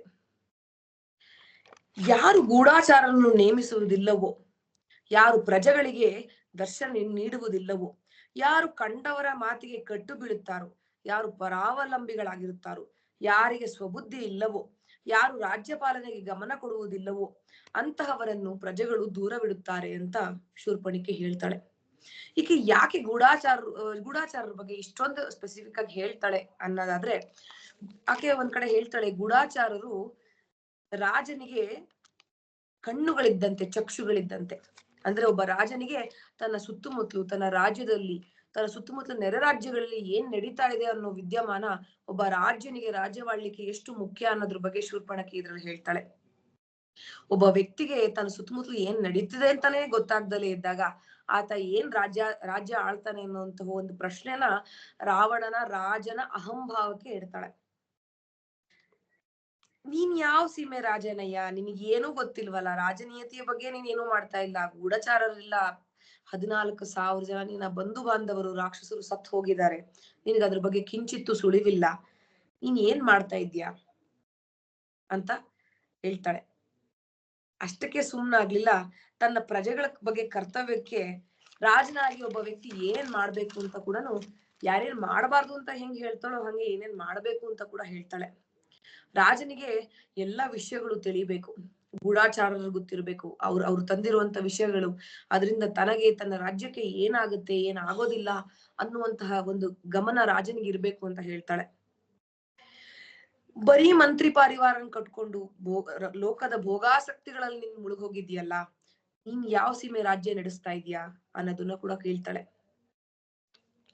ರಾಮ ಬಂದು 14,000 ಜನ ನಿನ್ನ ಬಂಧು ಬಾಂಧವರನ್ನ, ರಾಕ್ಷಸರನ್ನ, ದೊಡ್ಡ ದೊಡ್ಡ ವೀರರನ್ನ ಹೊಡೆದು ಹಾಕಿದ್ದಾನೆ, ದಂಡಕಾರಣ್ಯನ ಭಯಮುಕ್ತವನ್ನಾಗಿ ಮಾಡಿದ್ದಾನೆ, ಋಷಿಗಳಿಗೆನ್ನ ಕಾಪಾಡಿ ಅವ್ರಿಗೆ ಅಭಯ ಇತ್ತಿದ್ದಾನೆ. ನೀನು ಎಲ್ಲಾನು ಮೈ ಮರೆತು ಭೋಗಾಸಕ್ತಿಗಳಲ್ಲಿದ್ದು ನೆಮ್ಮದಿಯಾಗಿ ಕಾಲ ಕಳೀತಾ ಇದೆಯಲ್ಲ, ಇದು ಸರಿನಾ ಅಂತ ಕೇಳ್ತಾಳೆ. ಆಕೆ ಇನ್ನೊಂದು ಕೂಡ ಇದನ್ನ ಹೇಳ್ತಾಳೆ, ರಾಜ ಹೆಂಗ್ ಇರಬಾರ್ದು ಅನ್ನೋದಕ್ಕೆ. ಇದು ಎಲ್ಲೋ ಒಂದ್ ಕಡೆ ನೋಡಿದ್ರೆ ಒಬ್ಬ ವ್ಯಕ್ತಿ ವ್ಯಾಪಾರ ನಡೆಸುವಂತ ವ್ಯಕ್ತಿಗೆ ಅಥವಾ ಒಂದು ಕಂಪನಿ ನಡೆಸುವಂತ ವ್ಯಕ್ತಿಗೂ ಇದು ಬಹಳಷ್ಟು ಅನ್ಯಾಯ ಆಗತ್ತೆ. ಆಕೆ ಹೇಳ್ತಾಳೆ, ರಾಜ ಕೋಪಿಷ್ಟ ಆಗಿರ್ಬಾರ್ದು, ಕಡಿಮೆ ಸಂಬಳ ಕೊಡೋನಾಗಿರ್ಬಾರ್ದು, ಮೈ ಮರ್ತಿರ್ಬಾರ್ದು, ದುರಹಂಕಾರಿ ಆಗಿರ್ಬಾರ್ದು, ಕೋಪಿಷ್ಟ ಆಗಿರ್ಬಾರ್ದು, ವಂಚಕನಾಗಿರ್ಬಾರ್ದು. ಇಂತಹ ವ್ಯಕ್ತಿ ಏನಾದ್ರೂ ರಾಜನಾದ್ರೆ ಅಥವಾ ಒಂದು ಅಧಿಕಾರ ಸ್ಥಾನದಲ್ಲಿ ಹೋಗಿ ಕೂತ್ರೆ ಪ್ರಜೆಗಳು ಅಥವಾ ಜನಗಳು ನೋಡೋವರೆಗೂ ನೋಡ್ತಾರೆ. ಒಂದು ಅವಕಾಶ ಸಿಕ್ಕಾಗ ಅದೇ ಪ್ರಜೆಗಳು ಅಥವಾ ಅದೇ ಜನಗಳು ನಿನ್ನ ವಿರುದ್ಧ, ಅಂತ ರಾಜನ ವಿರುದ್ಧನ ಹೋಗಿ ರಾಜನನ್ನ ಕೊಲ್ಲೋದಕ್ಕೂ ಹೇಸೋಲ್ಲ. ಆದ್ರಿಂದ ರಾಜನಾದವನು ಬಹಳ ಗುಣಶಾಲಿಯಾಗಿಯೂ ಧರ್ಮಿಷ್ಠನಾಗಿಯೂ ನಡ್ಕೋಬೇಕು, ಎಷ್ಟೆಲ್ಲ ಅವನು ಕಾರ್ಯಗಳನ್ನ ಮಾಡ್ಬೇಕು ಅಂತ ಹೇಳ್ತಾಳೆ. ಹಾಗೆ ಇದೆಲ್ಲ ಹೇಳದ್ಮೇಲೆ ರಾಜ ಸದಾ ಜಾಗರೂಕನಾಗಿರ್ಬೇಕು, ರಾಜ ಕಾರ್ಯಗಳನ್ನ ಗೊತ್ತಿರುವಂತವನಾಗಿರ್ಬೇಕು, ಇಂದ್ರಿಯಗಳನ್ನ ಗೆದ್ದಿರುವಂತವನಾಗಿರ್ಬೇಕು, ಕೃತಜ್ಞನಾಗಿರ್ಬೇಕು, ಧರ್ಮಶೀಲನಾಗಿರ್ಬೇಕು, ಭೂಪಾಲನಾಗಿರ್ಬೇಕು. ಕಣ್ಣು ಮುಚ್ಚಿ ಕೂತಿದ್ದರೂ ಕೂಡ ರಾಜನೀತಿ ಎಂಬ ಕಣ್ಣನ್ನು ಸದಾ ತೆರೆದು ತನ್ನ ರಾಜ್ಯವನ್ನ ಆಳಬೇಕು ಅಂತ ಕೂಡ ಹೇಳ್ತಾಳೆ ಇಲ್ಲಿ. ಅಂತಹ ರಾಜನನ್ನ ಪ್ರಜೆಗಳು ಗೌರವಿಸ್ತಾರೆ, ತಂದೆಯ ಸ್ಥಾನದಲ್ಲಿ ಇಟ್ಟು ಪೂಜಿಸ್ತಾರೆ. ನೀನಾದ್ರೂ ರಾವಣ ಏನ್ ಮಾಡ್ತಿದ್ಯಾ, ನಿನ್ನಲ್ಲಿ ಒಂದು ಗುಣಗಳಿಲ್ವಲ್ಲ, ರಾಕ್ಷಸ ಮಾರಣ ಹೋಮ ನಡೆದರೂ ನಿನಗದರ ಸುಳಿವೇ ಇಲ್ಲವಲ್ಲ, ಇದು ಹೇಗೆ ಸಾಧ್ಯ ಅಂದು ರಾವಣನ ಅಹಮ್ಮಿಗೆ ಪ್ರಶ್ನೆಯನ್ನಿಡ್ತಾಳೆ. ಅಷ್ಟಕ್ಕೆ ಸುಮ್ಮನಾಗದೆ ಅವಳ ಕ್ರೋಧದಿಂದ, ನೀನು ಶೀಘ್ರದಲ್ಲೇ ರಾಜ್ಯವನ್ನು ಕೂಡ ಕಳೆದುಕೊಳ್ಳುವೆ, ರಾಜ್ಯದ ಭೋಗ ವಸ್ತುಗಳಲ್ಲಿ ಸುಖಲೋಲುಪರಾದ ನಿನಗೆ ತಂಗಿಯ ಮಾತುಗಳು ಕರ್ಣಕಠೋರವಾಗಿದ್ದರೂ ಇದೇ ಸತ್ಯ ಅಂತ ಮತ್ತೊಮ್ಮೆ ಹೇಳ್ತಾಳೆ. ರಾವಣನಿಗೆ ಇದು ಬಹಳ ಕಷ್ಟ ಅನ್ಸುತ್ತೆ ಕೇಳಿಸ್ಕೊಳ್ಲಿಕ್ಕೆ, ಕಠೋರವಾದ ಮಾತುಗಳು. ಯಾರೋ ಒಬ್ರು ಬಂದು ನನ್ನ ಅಹಮ್ಮಿಗೆ ತಿವಿದು ಪ್ರಶ್ನೆ ಕೇಳ್ತಾ ಇದ್ದಾರೆ ಅನ್ನೋಂಥ ಒಂದು ಭಾವ. ಆದ್ರೂ ಕೂಡ ಅದರಲ್ಲಿ ಸತ್ಯ ಇದೆ ಅನ್ನೋದು ರಾವಣನಿಗೆ ಅರ್ಥ ಆಗುತ್ತೆ. ಅದರಿಂದ ತಂಗಿ ಹೇಳಿದ ಪ್ರತಿಯೊಂದು ಮಾತನ್ನು ಮನಸ್ಸಿಟ್ಟು ಕೇಳ್ತಾನೆ. ಕೇಳಿಸ್ಕೊಂಡು ಒಂದು ಕ್ಷಣ ಕೋಪ ಬರುತ್ತೆ, ತನ್ನ ಅಹಮ್ಮಿಗೆ ಪೆಟ್ಟಾಗಿದೆ, ತನ್ನ ತಂಗಿ ಇನ್ಯಾರೋ ಒಬ್ಬ ವೀರನ ಬಗ್ಗೆ ಜಾಸ್ತಿ ಹೊಗಳ್ತಾ ಇದ್ದಾಳೆ. ನನಗೆ ನಿನ್ ಸರಿ ಇರೋ ರಾಜ ಅಲ್ಲ ಅಂತ ಹೇಳ್ತಾ ಇದ್ದಾಳೆ. ಎಲ್ಲನೂ ಒಂದು ಕ್ಷಣ ಯೋಚನೆ ಮಾಡಿ ರಾವಣ ಕೇಳ್ತಾನೆ, ರಾಮನೆಂದರೆ ಯಾರು? ಎಲ್ಲಿಂದ ಬಂದಿದ್ದಾನೆ? ಅವನ ಆಯುಧ ಏನು? ನೋಡ್ಲಿಕ್ಕೆ ಹೇಗಿದ್ದಾನೆ? ಅವನ ಅಷ್ಟೊಂದ್ ಪರಾಕ್ರಮಿಯ?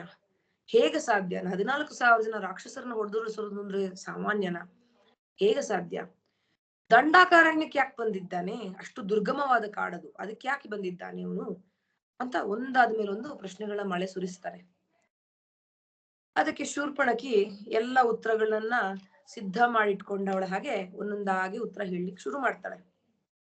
ರಾಮನು ದಶರಥ ಮಹಾರಾಜನ ಪುತ್ರನು, ಅಜಾನ ಬಾಹು, ವಿಶಾಲ ನೇತ್ರನು, ನಾರು ಬಟ್ಟೆ ಉಟ್ಟವನು, ಕೃಷ್ಣಾಜಿನಗಳೇ ಅವನ ವಸ್ತ್ರ, ಮನ್ಮಥರಂತಹ ಸ್ಫುರದ್ರೂಪಿ, ಅವನ ಬಿಲ್ಲೋ ಕಾಮನ ಬಿಲ್ಲಿನಂತಹ ಬಿಲ್ಲು, ಅದೇ ಅವನ ಆಯುಧ. ಅದಕ್ಕೆ ಕುರುಂಬುಗಳನ್ನು ಪ್ರಯೋಗಿಸಿದರೆ ಅವು ಸರ್ಪಗಳಂತೆ ಮೇಲಗಿರಗಿ ಬಂದು ಶತ್ರುವನ್ನು ಕ್ಷಣಾರ್ಧದಲ್ಲಿ ನಾಶ ಮಾಡುತ್ತವೆ. ಸರಿ, ರಾಮನಂತೂ ಬಿಲ್ಲಿಗೆ ಬಾಣಗಳನ್ನು ಏರಿಸಿ ಹೊಡೆಯುವುದನ್ನು ನಾನು ನೋಡಲಕ್ಕಾಗಲಿಲ್ಲ. ಆದರೆ ಪೈರಿನ ಮೇಲೆ ಯಾವಾಗ ಒಂದು ಕಲ್ಲೆನ್ನೆಸೆದರೂ ಅಥವಾ ದೊಡ್ಡ ಮಳೆ ಬಂದರೆ ಹೇಗೆ ಪೈರುಗಳು ಮಲಗುತ್ತವೋ, ರಾಮನ ಬಾಣಗಳಿಂದ ರಾಕ್ಷಸರ ದೇಹವು ಪೈರಿನಂತೆ ನೆಲದ ಮೇಲೆ ಮಲಗಿದವು. ಇದು ರಾಮನ ವೀರಾವೇಶದ ಕತೆ ಅಂತ ಹೇಳ್ತಾಳೆ. 3 ಗಳಿಗೆಯಲ್ಲಿ 14,000 ಜನ ರಾಕ್ಷಸರನ್ನ ನಾಶ ಮಾಡಿದ್ದಾನೆ. ಋಷಿಗಳಿಗೆ ಅಭಯ ಎತ್ತಿದ್ದಾನೆ. ದಂಡಕಾರಣ್ಯನ್ನ ನಿರ್ಭಯ ಮುಕ್ತವಾಗಿ ಮಾಡಿದ್ದಾನೆ.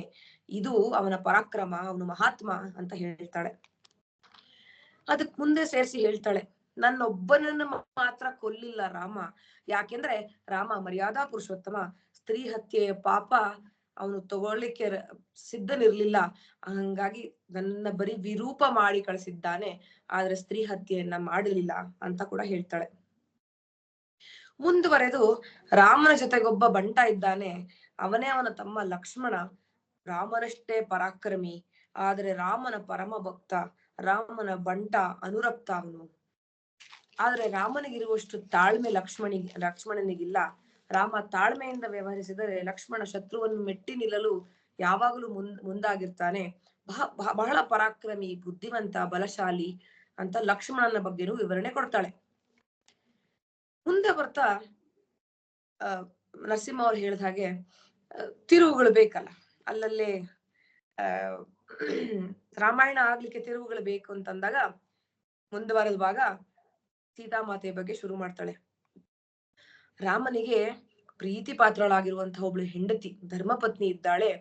ಆಕೆಯು ವಿಶಾಲಾಕ್ಷಿ, ಮುಖವು ಪೂರ್ಣ ಚಂದಿರನಂತೆ, ಹಾಲಿನಂತಹ ಬಣ್ಣ, ಪತಿವ್ರತೆಯು, ಗಂಡನಿಗೆ ಬಹಳ ಪ್ರಿಯವಾಗಿ ನಡೆಯುವಂತವಳು, ಸುಂದರ ತಲೆಗೂದಲು, ಸುಂದರವಾದ ನಡು, ಸಂಪಿಗೆಯಂತಹ ಮೂಗು, ಮನೋಹರವಾದ ಆಕೃತಿ, ವನದ ದೇವತೆನೋ ಅಥವಾ ಸ್ವತಃ ಲಕ್ಷ್ಮೀನೇ ಭೂಮಿಗೆ ಇಳಿದು ಬಂದಿದ್ದಾಳೋ ಅನ್ನುವಂತಹ ರೂಪ, ಕಾಯಿಸಿದ ಚಿನ್ನದಂತೆ ಅವಳ ಮೈಬಣ್ಣ ಹೊಳೆಯುತ್ತದೆ, ಉದ್ದವಾದ ಉಗುರುಗಳು, ದೇವಕನ್ಯೆಯೋ ಯಕ್ಷಿಯೋ ನನಗೆ ತಿಳಿಯದಣ್ಣ, ಆಕೆಯ ಹೆಸರು ಸೀತೆ. ಅಂತಹ ಸುಂದರವಾದ ಸ್ತ್ರೀಯನ್ನು ನಾನು ಎಂದೂ ಜಗತ್ತಿನಲ್ಲಿ ನೋಡಿಲ್ಲ ಅಂತ ಸೀತೆ ಬಗ್ಗೆ ವಿವರಿಸ್ತಾಳೆ. ಅಷ್ಟಿಲ್ದಲೇ ಸುಮ್ನಾಗಲ್ಲ. ಸೀತೆ ಯಾರ ಮಡದಿಯಾಗುತ್ತಾಳೋ ಅವನೇ ಪುಣ್ಯವಂತ. ಅವನ್ ಬೇರೆ ಎಲ್ಲ ಗಂಡಸರ ಜೀವನಕ್ಕಿಂತ ಆ ಗಂಡಸಿನ ಜೀವನ ಬಹಳ ಶ್ರೇಷ್ಠವಾದದ್ದು. ಅಂಥ ಸೌಂದರ್ಯವತಿಯ ಕೈ ಹಿಡಿಯುವ ಪುಣ್ಯ ಯಾರಿಗಿದೆಯೋ ಅನ್ನುವ ಲೆಕ್ಕದಲ್ಲಿ ಮಾತನಾಡುತ್ತಾಳೆ. ಅಷ್ಟಲ್ಲದೆ ಆಕೆ ಸುಮ್ನಾಗೋದಿಲ್ಲ, ಕಿಡಿ ಇಡುವ ಕೆಲಸವನ್ನು ಕೂಡ ಮಾಡ್ತಾಳೆ.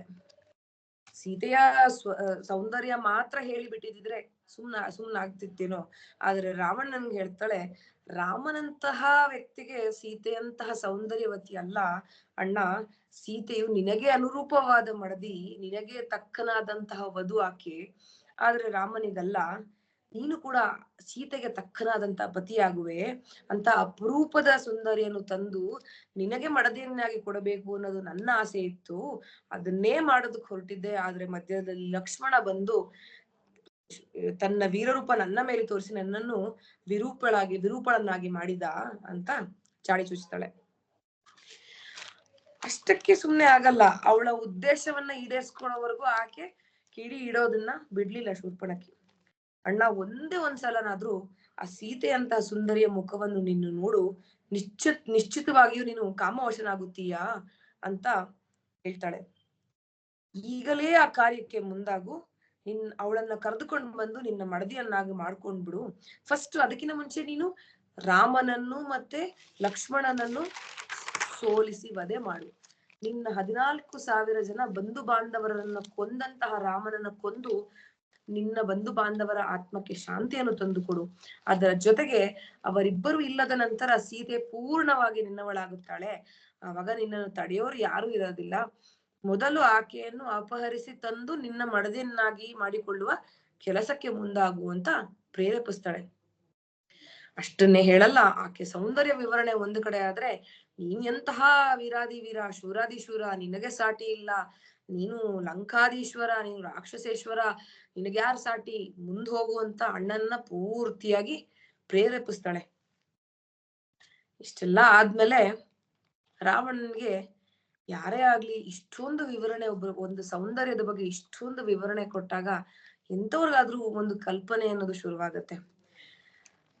ರಾವಣ ಆ ಯೋಚನೆಯಲ್ಲೇ ಮುಳುಗೋಗ್ತಾನೆ. ತನ್ನ ತಂಗಿ ಶೂರ್ಪಣಖ ಇದುವರೆಗೂ ಯಾರ ಬಗ್ಗೆನೂ ಇಷ್ಟು ವಿವರಣೆ ಕೊಡದಲೇ ಇದ್ದೋಳು, ಯಾರ ಬಗ್ಗೆನೂ ಇಷ್ಟು ಹೊಗಳದಲೇ ಇದ್ದೋಳು, ಯಾರ ಸೌಂದರ್ಯವನ್ನು ಇಷ್ಟು ಮಾತಾಡದಲೇ ಇದ್ದೋಳು, ಇವತ್ತು ಸೀತೆಯ ಬಗ್ಗೆ ಅಷ್ಟೊಂದು ಮಾತಾಡ್ತಾ ಇದ್ದಾಳೆ ಅಂತಂದ್ರೆ ಏನೋ ಕಾರಣ ಇರ್ಬೇಕು. ಆಕೆ ಅತಿಲೋಕ ಸುಂದರಿಯೇ ಆಗಿರಬೇಕು. ಹಾಗಾದ್ರೆ ಅಂತ ಸುಂದರಿಯನ್ನ ನನ್ನ ಮಡದಿಯನ್ನಾಗಿ ಮಾಡ್ಕೊಳ್ಳೋದ್ರಲ್ಲಿ ತಪ್ಪೇನಿಲ್ಲ. ನಾನು ಪ್ರಪಂಚವನ್ನ ಗೆದ್ದಂತವನು, ದೇವಾದಿ ದೇವತೆಗಳನ್ನ, ಲೋಕವನ್ನ ಗೆದ್ದಂತವನು, ಅಂತ ಸುಂದರ ಸ್ತ್ರೀ ನನ್ನ ಮಡದಿಯಾಗಿರುವುದೇ ಸರಿ ಅನ್ನುವುದು ರಾವಣನ ತಲೆಯಲ್ಲಿ ಬೆಳಿಲಿಕ್ಕೆ ಶುರುವಾಗತ್ತೆ. ಸೀತೆಯ ರೂಪ ಕಣ್ಮುಂದೆ ಬರ್ಲಿಕ್ಕೆ ಶುರುವಾಗತ್ತೆ. ಮನಸ್ಸಿನ ತುಂಬೆಲ್ಲ ಅದೇ ಯೋಚನೆಗಳು. ಸೀತೆಯ ಅಲೌಕಿಕ ಸೌಂದರ್ಯದ ಕಲ್ಪನೆಯ ತರಂಗಗಳು ರಾವಣನ ಮನಸ್ಸಿನಲ್ಲಿ ಓಡ್ತಾ ಇರುತ್ತೆ. ಆಕೆಯ ವರ್ಣನೆಯನ್ನು ಕೇಳಿ ರೋಮಾಂಚಿತನಾಗಿದ್ದಾನೆ ರಾವಣ. ಇಷ್ಟೆಲ್ಲ ಹೇಳಿದ ಮೇಲೆ ಆತನ ಮನಸ್ಸು ಆಕೆಯನ್ನು ಅಪಹರಿಸಿ ತರುವುದು ಸರಿಯಾ ತಪ್ಪ ಅನ್ನುವ ವಿಮರ್ಶೆಗೆ ಬೀಳತ್ತೆ. ಕೆಲವು ಕ್ಷಣ ಯೋಚನೆ ಮಾಡಿ ಸರಿ ತಪ್ಪು ಎಲ್ಲವನ್ನೂ ತಾಳೆ ಹಾಕಿ ಆಕೆಯನ್ನು ಅಪಹರಿಸಿ ತರುವುದೇ ಸರಿಯಾದ ಮಾರ್ಗ ಎಂದು ಯೋಚಿಸಿ ಆ ಕಾರ್ಯಕ್ಕೆ ಮುಂದಾಗ್ತಾನೆ. ಆತನ ಯಾನ ಶಾಲೆಗೆ ಹೋಗ್ತಾನೆ. ಯಾಕೆಂದ್ರೆ ಒಂದು ರಥ ಸಿದ್ಧ ಮಾಡ್ಕೊಳ್ಬೇಕು. ರಥ ಸಿದ್ಧ ಮಾಡ್ಕೊಂಡು ಸೀತೆ ಇರುವಲ್ಲಿಗೆ ಹೋಗಿ ಆಕೆಯನ್ನು ಅಪಹರಿಸಿ ತರಬೇಕು ಅನ್ನೋ ಕಾರಣಕ್ಕೋಸ್ಕರ ಯಾನ ಶಾಲೆಗೆ ಹೋಗ್ತಾನೆ.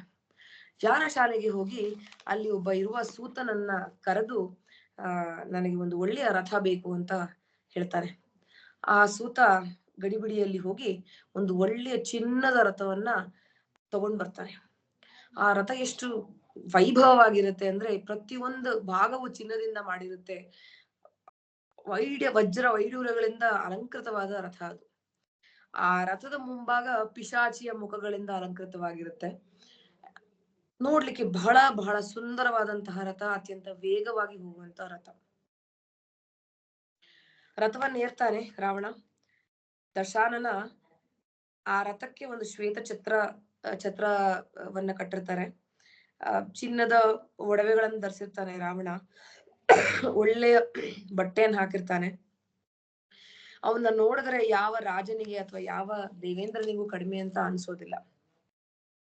ಆ ರಥದಲ್ಲಿ ಏರಿ ಪ್ರಯಾಣವನ್ನ ಸಮುದ್ರದೆಡೆಗೆ ಶುರು ಮಾಡ್ತಾನೆ. ಹೋಗ್ತಾ ಹೋಗ್ತಾ ರಥ ಪಕ್ಷಿಯಂತೆ ಗಗನಕ್ಕೆ ಹಾರತ್ತೆ. ಆ ಗಗನದಿಂದ ನೋಡ್ತಾನೆ ಒಂದು ವಿಹಂಗಮವಾದ ನೋಟ. ಸಮುದ್ರದ ಅಲೆಗಳು ಪ್ರಶಾಂತವಾಗಿ ಬಂದು ಭೂಮಿಗೆ ಅಪ್ಪಳಿಸ್ತಾ ಇರೋದನ್ನ ನೋಡ್ತಾನೆ. ಬೆಟ್ಟ ಗುಡ್ಡಗಳು, ಹಣ್ಣು ಹಂಪಲುಗಳಿಂದ ಕೂಡಿದಂತಹ ಸಾವಿರಾರು ಮರಗಳು, ಶುಭ್ರ ನೀರಿನಿಂದ ತುಂಬಿದಂತಹ ಜಲಪೂರ್ಣ ಸರೋವರಗಳು, ಯಜ್ಞವೇದಿಕೆಗಳು, ಋಷಿ ಮುನಿಗಳು, ವಿಶಾಲವಾದ ಆಶ್ರಮಗಳು ಎಲ್ಲವೂ ಕಾಣಿಸ್ತಾ ಇದೆ. ಮುಂದೆ ಹೋಗ್ತಾ ಹೋಗ್ತಾ ದಟ್ಟವಾದ ಕಾಡು, ತೋಟಗಳು, ಅದರಲ್ಲಿ ಬಾಳೆ ಇದೆ, ತೆಂಗಿದೆ, ಹೂವಿನ ತೋಟಗಳಿದೆ, ಎಲ್ಲವೂ ತುಂಬಾ ವಿಹಂಗಮವಾಗಿ ರಾವಣನಿಗೆ ಕಾಣಿಸ್ತಿದೆ. ಮಧ್ಯದಲ್ಲಿ ನಾಗ, ಸುಪರ್ಣ, ಗಂಧರ್ವ, ಕಿನ್ನರರು, ಋಷಿ ಮುನಿಗಳು ಆ ಪ್ರದೇಶವನ್ನ ಆಕ್ರಮಿಸ್ಕೊಂಡು ಸಂತೋಷವಾಗಿ ಓಡಾಡ್ತಿರುವಂತದನ್ನ ರಾವಣ ನೋಡ್ತಾನೆ. ಕ್ರೀಡಾ ವಿನೋದಗಳಲ್ಲಿ ತೊಡಗಿದ ಅಪ್ಸರೆಯರು, ದೇವಸ್ತ್ರೀಯರು, ಅಮೃತಪಾಯಿಗಳಾದ ದೇವತೆಗಳು, ದಾನವರು ಅಲ್ಲಲ್ಲೇ ತಿರುಗಾಡುತ್ತಿದ್ದಾರೆ. ಇನ್ನ ಪಕ್ಷಿಗಳಿಗೆ ಬಂದರೆ ಹಂಸ, ಕ್ರೌಂಚ, ಕಾರಂಡ ಪಕ್ಷಿಗಳಿಂದ ತುಂಬಿದ ಧರೆಯು ಸೌಂದರ್ಯವನ್ನು ಸವೆಯುತ್ತಾ ರಾವಣನು ಆನಂದವಾಗಿ ಪ್ರಯಾಣ ಮಾಡುತ್ತಿದ್ದಾನೆ. ಅಲ್ಲಿ ಇಂಪಾದ ಪಕ್ಷಿಗಳ ಹಾಡು, ವಾದ್ಯಘೋಷವು, ಸಂಗೀತವು ಕೇಳುತ್ತಾ ಇದ್ದಾರೆ. ಧೂಪದ ಮರ, ಶ್ರೀಗಂಧದ ಮರ, ಅಗರು, ತಕ್ಕೋಲ, ಜಾಜಿಕಾಯಿ ಮುಂತಾದಂತಹ ಸುಗಂಧ ಸೂಸುವ ವೃಕ್ಷಗಳು ಅಲ್ಲಲ್ಲೇ ಕಾಣಸಿಗುತ್ತಿವೆ. ಸಮುದ್ರ ತೀರದಲ್ಲಿ ಚೆಲ್ಲಿದ ಮುತ್ತಿನ ರಾಶಿಗಳು, ಶಂಖಗಳ ರಾಶಿಗಳು, ಹವಳದ ರಾಶಿಗಳು, ಚಿನ್ನ, ಬೆಳ್ಳಿ, ಮತ್ತಷ್ಟು ವಜ್ರ ವೈಡೂರ್ಯಗಳ ರಾಶಿಗಳು ಕೂಡ ಆತನ ಕಣ್ಣಿಗೆ ಕಾಣಿಸುತ್ತದೆ. ಸುಂದರವಾದ ನೀರಿನ ಬುಗ್ಗೆಗಳು, ಜಲಪಾತಗಳು, ಕೊಳಗಳು. ಇನ್ನ ಪ್ರಾಣಿಗಳಿಗೆ ಬಂದರೆ ಕುದುರೆಗಳು, ಆನೆ, ರಥಗಳು, ಮೊಲಗಳು, ಎಲ್ಲಾ ತರಹದ ಪ್ರಾಣಿಗಳು ಕೂಡ ಆನಂದದಿಂದ ಸಂಚರಿಸುತ್ತಿರುವುದನ್ನ ರಾವಣ ನೋಡ್ತಿದ್ದಾನೆ. ಅಲ್ಲೊಂದು ಸುಂದರವಾದ ಆಲದ ಮರವನ್ನ ರಾವಣ ನೋಡ್ತಾನೆ. ತುಂಬಾ ದೊಡ್ಡದಾದಂತಹ ಮರ. ಅದರಲ್ಲಿ ಹಲವು ಋಷಿಗಳು, ಹಲವು ಪಕ್ಷಿಗಳು, ಪ್ರಾಣಿಗಳಿಗೆ ಆಶ್ರಯ ಕೊಟ್ಟಿರುವಂತಹ ಆಲದ ಮರ ಅದು. ಆ ಆಲದ ಮರದ ಮೇಲೆ ಮಹಾಬಲಾಢ್ಯನಾದ ಗರುಡನು ಒಂದು ಆನೆಯನ್ನು ಮತ್ತು ಒಂದು ಆಮೆಯನ್ನು ತಿನ್ಲಿಕ್ಕೆ ಅಂತ ಹೇಳಿ ತಗೊಂಡ್ ಬಂದು ಆ ಕೊಂಬೆಯ ಮೇಲೆ ಕೂರ್ತಾರೆ. ಆ ದೊಡ್ಡದಾದ ಗರುಡನ ಭಾರಕ್ಕೆ ಆ ಕುಳಿತುಕೊಂಡ ಕೊಂಬೆ ಟಕ್ಕರೆ ಮುರಿಯುತ್ತದೆ. ಅದೇ ಕೊಂಬೆಯಲ್ಲಿ ಒಬ್ಬ ಬ್ರಹ್ಮಪುತ್ರರಾದ ವೈಖಾನಸರು ಮತ್ತೆ ವಾಲಖಿಲ್ಯ ಅನ್ನುವ ಮಹರ್ಷಿಗಳು ತಪಸ್ಸು ಮಾಡ್ತಾ ಇರ್ತಾರೆ.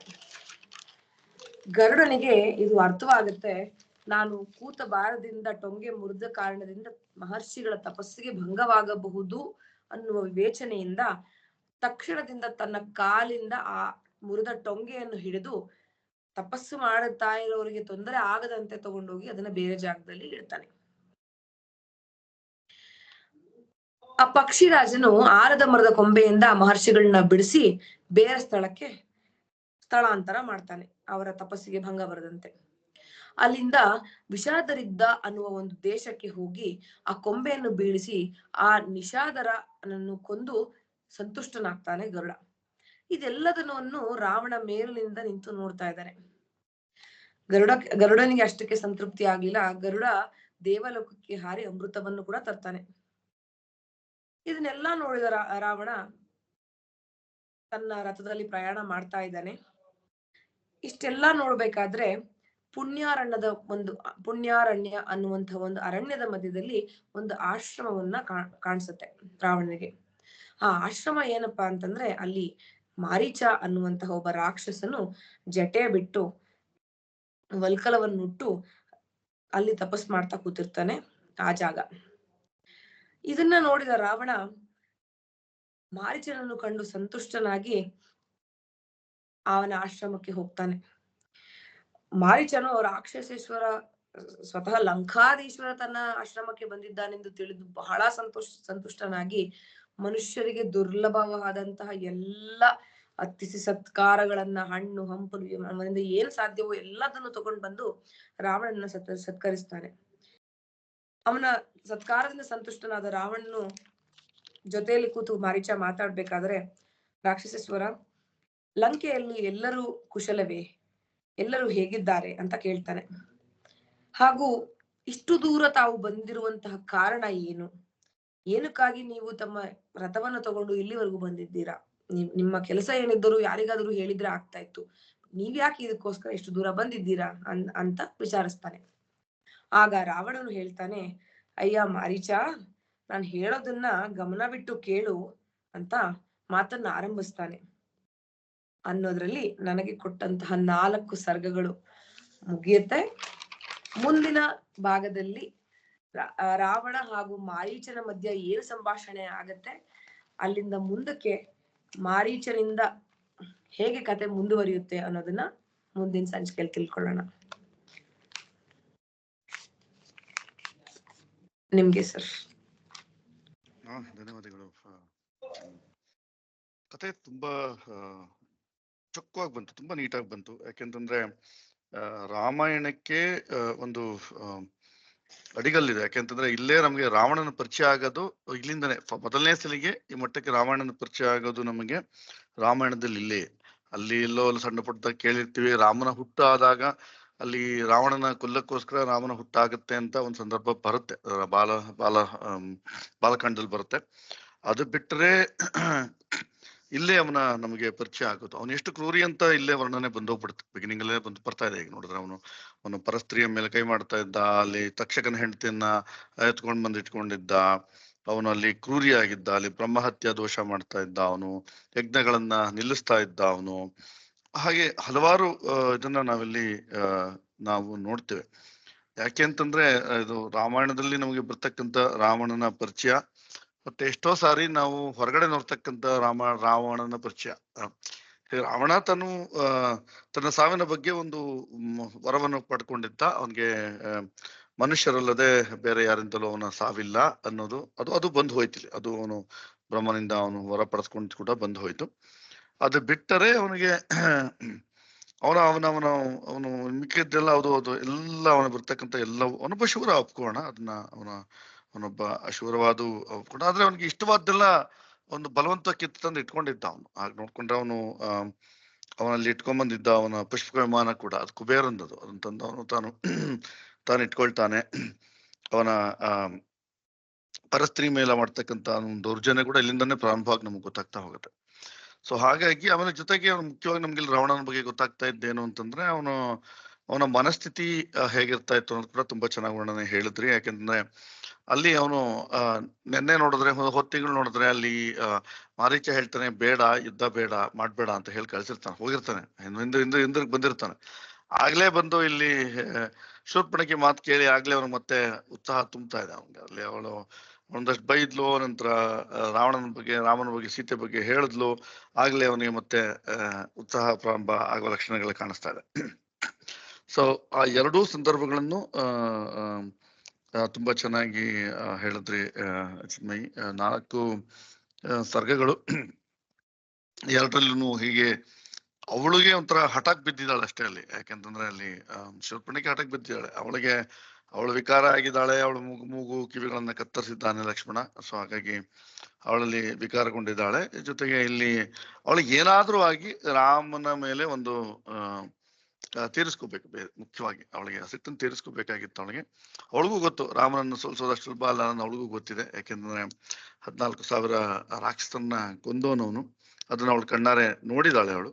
ಸೊ ಹಾಗಾಗಿ ಅವಳಿಗೆ ಒಟ್ಟಿನಲ್ಲಿ ದೇಶ ತೀರಿಸ್ಕೊಳ್ಳಕ್ ಒಂದು ಕಾರಣ ಬೇಕು. ಅದರಲ್ಲಿ ಈಗ ರಾಮ ತನಗೆ ಸಿಗ್ಲೇ ಇರೋದಕ್ಕೆ ಕಾರಣ ಯಾರಪ್ಪ ಅಂದ್ರೆ ಸೀತೆ. ಸುಂದರವಾದ ಹೆಂಡತಿ ಅವನ ಜೊತೆ ಇದ್ದಾಳೆ. ಆ ಸೀತೆಯನ್ನು ಹೇಗಾದ್ರೂ ಅಪಹರಣ ಮಾಡಬೇಕು. ಅವಳು ಸೀತೆಯನ್ನು ಕೊಲ್ಲಕ್ಕೆ ಹೋಗ್ತಾಳೆ. ಅವಳು ಭೇಟಿ ಸಂದರ್ಭದಲ್ಲಿ ಅವಳು ಸೀತೆಯ ಮೇಲೆ ಪ್ರಹಾರ ಮಾಡ್ಲಿಕ್ಕೆ ಹೋಗ್ತಾಳೆ.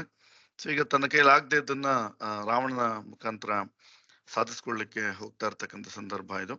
ನನ್ನ ಪ್ರಕಾರ ಇದು ಬಹಳ ಮುಖ್ಯವಾದ ಸರ್ಗಗಳು, ಬಹಳ ಚೆನ್ನಾಗಿ ಮೂಡಿ ಬಂತು. ಧನ್ಯವಾದಗಳು ಚಿನ್ಮಯಿ.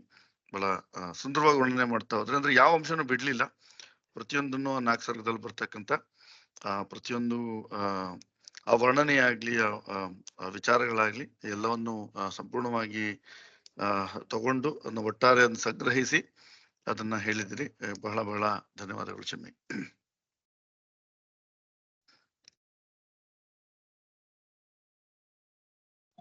ಅವಕಾಶ ಕೊಟ್ಟಿದ್ದಕ್ಕಾಗಿ ಧನ್ಯವಾದ ನರಸಿಂಹ ಸರ್.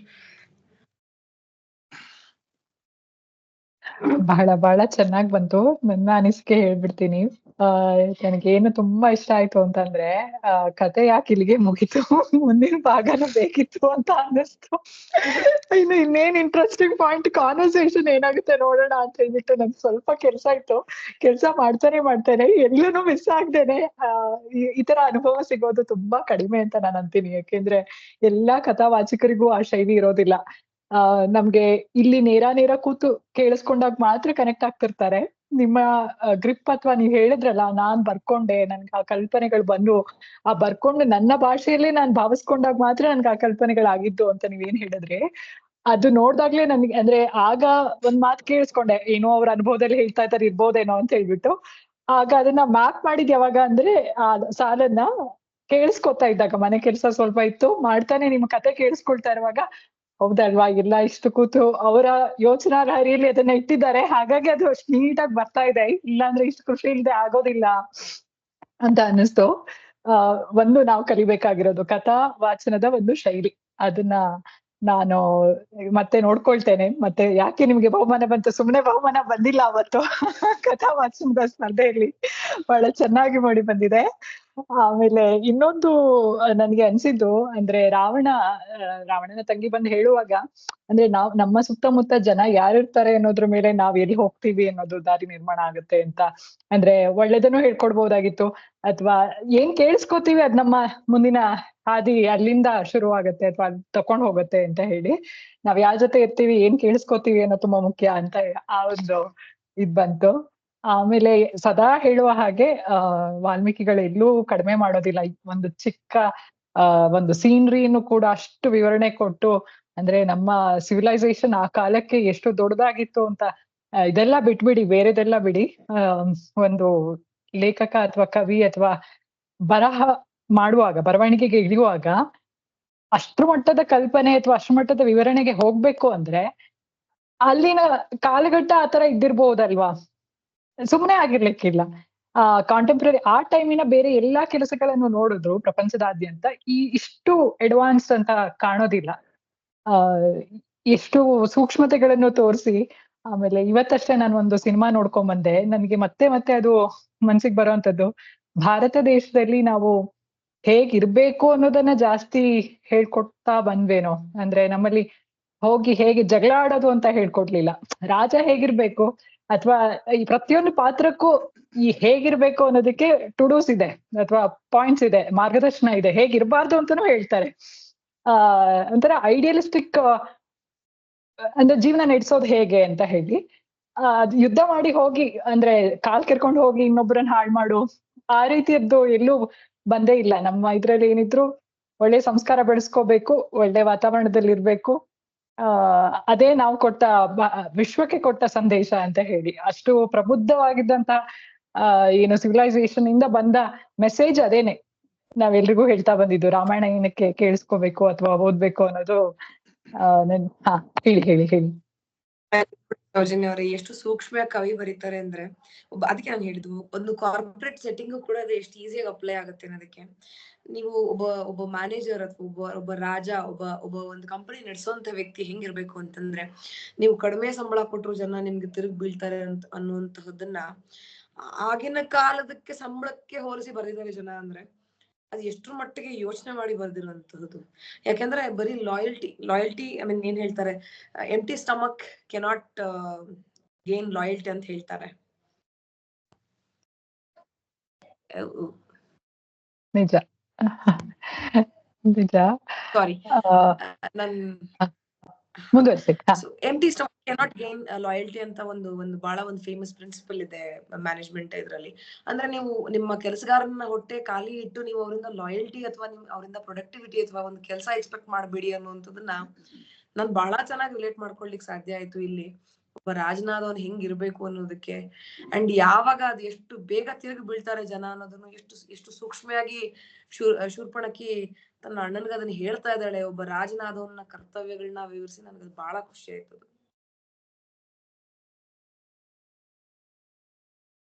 ಆಮೇಲೆ ಅವನು ಅಷ್ಟು ಕೆಟ್ಟವನಾದ್ರೂ ಕೂಡ ಅಲ್ಲಿ ಅಂದ್ರೆ ಎಷ್ಟು ತಪಸ್ ಮಾಡ್ದವನು, ಅದನ್ನೆಲ್ಲ ಅವ್ನ್ ಪ್ರೊಫೈಲ್ ಡಿಸ್ಕ್ರಿಪ್ಷನ್, ಅವ್ನ್ ಯಾರು ಅನ್ನೋದು ವ್ಯಕ್ತಿ ಪ್ರೊಫೈಲ್ ಬರುವಾಗ ಒಂದಿಷ್ಟು ಕೆಟ್ಟವನಾಗೋದಕ್ಕೆ ಒಂದಿಷ್ಟು ಅಂಶಗಳು, ಮತ್ತೆ ಅಷ್ಟ್ ಮಾಡ್ಕೊಂಡ್ ಬಂದಿದ್ದ ಅಂತ ಹೇಳಿ, ತಪಸ್ ಆಚರಿಸಿದ್ದ ಈ ರೀತಿ. ಅಂದ್ರೆ ಅವನ ಒಂದು ಪಾತ್ರಕ್ಕೆ ಸಂದುವ ಒಂದು ಡೆನ್ಸಿಟಿ ಅಂತ ಹೇಳಿ, ಅದ ಕರೆಕ್ಟ್ ಆಗಿ ಪಿಕ್ಚರೈಸೇಷನ್ ಆದ ನಂತರನೇ ಮುಂದಕ್ಕೆ ಹೋಗ್ತಾರೆ, ಅಲ್ಲಿ ಅರ್ಧಂಬರ್ಧ ಮಾಡೋದಿಲ್ಲ ಅಂತ ಹೇಳಿ. ಆ ಮಟ್ಟಕ್ಕೆ ಇತ್ತು ವ್ಯವಸ್ಥೆ ಅಥವಾ ಆ ಕಾಲಘಟ್ಟ ಅಂತ ಹೇಳಿ. ಅದು ತುಂಬಾ ಚೆನ್ನಾಗಿತ್ತು. ಅಲ್ಲಿ ಹಾ, ಇನ್ನೊಂದು ಹೇಳಿ ಸರ್. ಮುಖ್ಯವಾಗಿ ಸೂಚನೆ ಏನು ಅಂದ್ರೆ, ಎಲ್ಲಾ ರಾಕ್ಷಸರು ಇದ್ದ ಹಾಗೆ ಹ್ಮ್, ಇವನು ತನ್ನ ತಪಸ್ಸ ಶಕ್ತಿಯಿಂದ ವರವನ್ನು ಪಡೆದುಕೊಂಡಿದ್ದ. ಅದಕ್ಕೆ ಹ್ಮ್, ತಕ್ಕನಾಗಿ ರಾಕ್ಷಸನಾಗೇ ಬದುಕ. ಅಂದ್ರೆ ನಾನು ಅದು ಮುಖ್ಯವಾಗಿ ಹೇಳಕ್ ಇಷ್ಟಪಡ್ತೀನಿ. ಯಾಕೆ ಅಂತಂದ್ರೆ ಕ್ರೂರಿಯಾಗೇ ಇದ್ದ ಅವನು.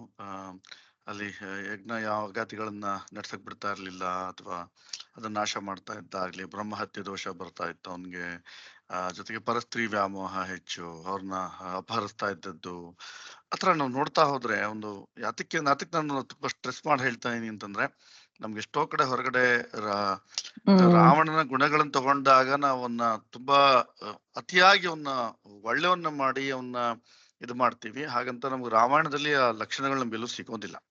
ಹ್ಮ್, ಅವನು ಆಯ್ತು, ಅವನೊಬ್ಬ ರಾಕ್ಷಸ, ಅವನು ತಪಸ್ಸು ಮಾಡ್ದ, ವರ ತಗೊಂಡ, ಅದೆಲ್ಲ ಸರಿಯೇ. ಆದ್ರೆ ಅವ್ನು ನಡೆದುಕೊಂಡು ಇನ್ನೂ ಹಲವಾರು ವಿಚಾರಗಳು ಬರುತ್ತೆ. ಇನ್ನು ಮುಂದೆ ಮುಂದೆ ಹೋಗ್ತಾ ಹೋಗ್ತಾ ಅವನ ಮುಂದೆ ಮುಂದೆ ಲಂಕೆ ನಾಶ ಆದಾಗ ಅಲ್ಲಿ ಸ್ತ್ರೀಯರೆಲ್ಲ ಅಳ್ತಾರೆ. ಅತ್ತಾಗ ಅವ್ರು ರಾವಣನ ಬೈಕೋತಾರ. ಆ ವರ್ಣನೆಗಳೆಲ್ಲ ನೀವು ಕಂಡಾಗ ನಿಮ್ಗೆ ನಿಜವಾಗ್ಲೂ ಗೊತ್ತಾಗುತ್ತೆ ಅದು ರಾವಣ ಎಷ್ಟು ಕ್ರೂರಿಯಾಗಿ ರೀತಿ ನಡ್ಕೊಂಡ ಅಂತ. ಅವ್ನು ಕುಬೇರನ ಸ್ವಂತ ತಮ್ಮ ಆಗ್ತಾನ. ಅವನು ಅಲ್ಲಿ ಹೋಗಿ ಕುಬೇರ ಅಂತ ಹೋಗಿ ಅವನು ಇದನ್ನ ಕಿತ್ಕೊಂಡ್ಬಂದು ಇಟ್ಕೋತಾನ ಅಲ್ಲಿ. ಪುಷ್ಪಕವನ ಅಂತಂದು ಮನೇಲಿ ಇಟ್ಕೊಳ್ತಾನ. ಹಾಗಾಗಿ ತನ್ಗೆ ಏನು ಬಯಸಿದ್ದನ್ನ ಅದನ್ನೆಲ್ಲ ತಂದು ಅವನು ಇಟ್ಕೊಳ್ತಕ್ಕಂತ ಇದಾಗಿದ್ದವನು. ಸೊ ಹಾಗಾಗಿ ಅವನು ಯಾಕೆಂದ್ರೆ ನಾವು ಅವನ ಬಗ್ಗೆ ನಾವು ತಿಳ್ಕೊಬೇಕಾದ್ರೆ ನಾವು ಎಷ್ಟೋ ಸಲ ನಮ್ಗೆ ರಾಮನ್ನೇ ಬಹಳ ವೀಕ್ ಆಗಿ ತಿಳ್ಸಕ್ಕಂತ ಕಥೆಗಳನ್ನ ನಾವು ನೋಡ್ತಾ ಬರ್ತೀವಿ. ಹೊರಗಡೆ ನಾವು ನೋಡ್ತಾ ಇರ್ಬೇಕಂದ್ರೆ ರಾಮನನ್ನ ಬಹಳ ಒಂಥರ ತುಂಬಾ ವೀಕ್ ಆಗಿ ತೋರಿಸ್ತೀವಿ, ಅಥವಾ ಸೀತೆಯನ್ನು ಬಹಳ ಆದರದಿಂದ ನೋಡ್ಕೊಂಡಿದ್ದ ಅಂತಲೂ ಎಲ್ಲ ನೋಡ್ತೀವಿ. ಅದೆಲ್ಲ ನಮ್ಗೆ ರಾಮಾಯಣಕ್ಕೆ ಬಂದಾಗ ಅದೆಲ್ಲ ಅಲ್ಲ. ಅಥವಾ ಇನ್ನೊಬ್ಬರ ದೃಷ್ಟಿಕೋನದಲ್ಲಿ ಅದು ಮಾತಾಡಿರ್ತಕ್ಕಂಥದ್ದು ಏನೋ ಇರುತ್ತೆ ಹೊರತು, ಮೂಲ ರಾಮಾಯಣದಲ್ಲಿ ಒಬ್ಬ ರಾವಣ ಒಬ್ಬ ಕ್ರೂರಿಯೇ. ಅವನೊಬ್ಬ ಕ್ರೂರಿ, ಅವನೊಬ್ಬ ಹಂತಕ, ಅವನೊಬ್ಬ ಪರಸ್ತ್ರೀ ವ್ಯಾಮೋಹ ಇದ್ದವನು. ಅದಕ್ಕೋಸ್ಕರ ಅವನು ಬಲವಂತವಾಗಿ ಬೇರೆಯವ್ರನ್ನ ಕರ್ಕೊಂಡ್ಬಂದು ಮದ್ವೆ ಆಗಿರ್ತಾನ. ಅಂದ್ರೆ 300ಕ್ಕೂ ಹೆಚ್ಚು ಸ್ತ್ರೀಯರನ್ನು ಅವ್ನು ಮದ್ವೆ ಆಗಿರ್ತಾನೆ. ಮುಂದೆ ಎಲ್ಲ ಗೊತ್ತಾಗುತ್ತೆ ಬರ್ತಾ ಬರ್ತಾ ಬರ್ತಾ. ಸೊ ಹಾಗಾಗಿ ಆ ವಿಚಾರಗಳೆಲ್ಲ ನಾವು ನೋಡ್ಬೇಕಾದ್ದು. ಇದು ಒಂದು ಒಳ್ಳೆಯ ಬೇಸ್ ಕೊಡ್ತಕ್ಕಂತ ಸರ್ಗಗಳು ನಮಗೆ ರಾಮಾಯಣಕ್ಕೆ, ಮುಂದಿನ ಕತೆಗೆ ನಮಗೆ ಒಳ್ಳೆಯ ಸ್ಟ್ರಾಂಗ್ ಬೇಸ್ ಕೊಡ್ತಕ್ಕಂತ ಸರ್ಗಗಳಿದು. ಅದು ತುಂಬಾ ಅಚ್ಚುಕಟ್ಟಾಗಿ ಮೂಡುವಂತು ಇವತ್ತು.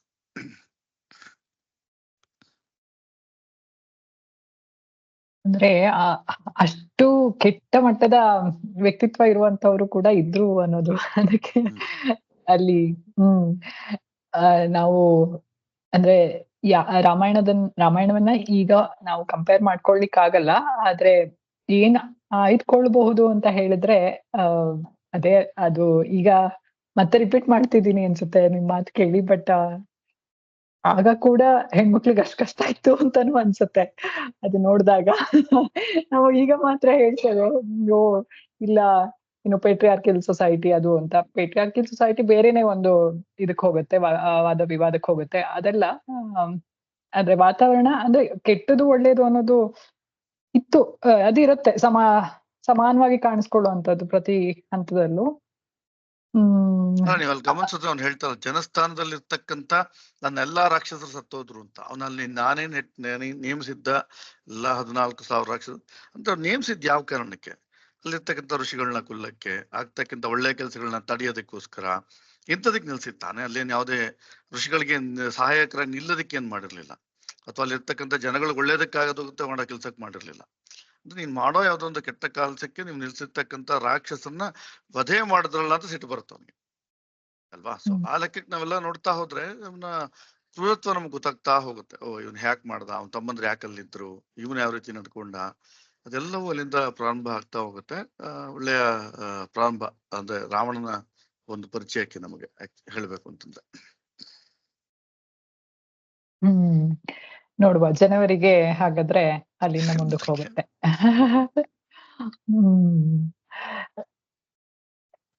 ಕುತೂಹಲ ಹುಟ್ಟಿಸಿದೆ. ಮೂಲ ರಾಮಾಯಣದಲ್ಲಿ ಏನಿದೆ ಅನ್ನೋದು ನೋಡ್ತಾ ಹೋಗೋಣ. ಮತ್ತೊಮ್ಮೆ ಧನ್ಯವಾದ ನಿಮಗೆ. ಕೂತು ಬರ್ಕೊಂಡ್ರಲ್ಲ ಅಷ್ಟನ್ನು ಅವರು ನೋಟ್ಸ್ ಮಾಡಿದ್ದಾರೆ 10 ಪುಟ ಅಲ್ವಾ? ಕರೆಕ್ಟ್.